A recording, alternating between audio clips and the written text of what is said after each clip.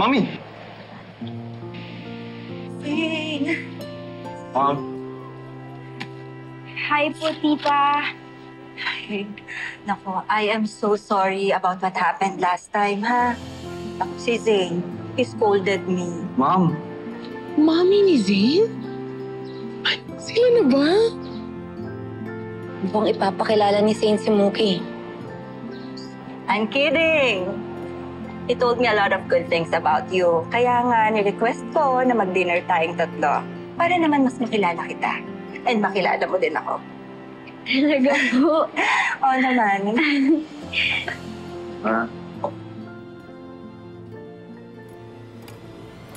Jake, tabi!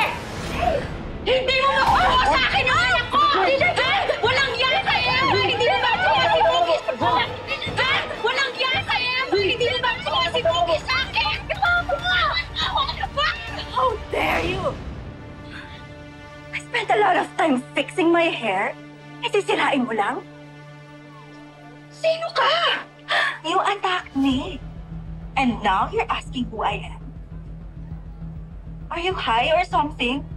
Ikaw, sino ka? Pasensya na po. Tita ko po siya. Parang mami ko na din po. Ano? This crazy woman. You're related to her? I am so sorry. I thought you were somebody I knew. I'm really so sorry, Daddy. I'm so sorry. Zane? What kind of people are this? I'm sorry. Hindi ko matatanggap tong babaeng to para sa'yo. Wait.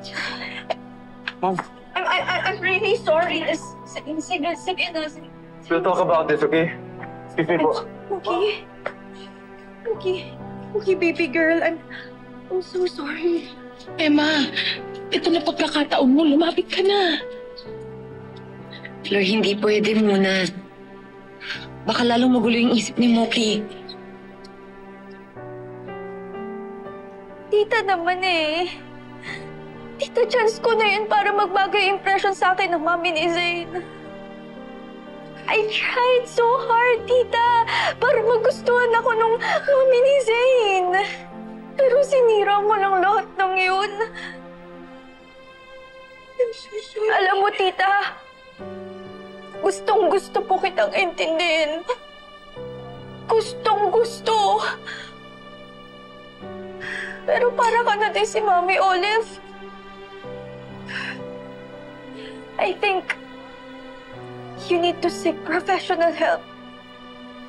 Mookie.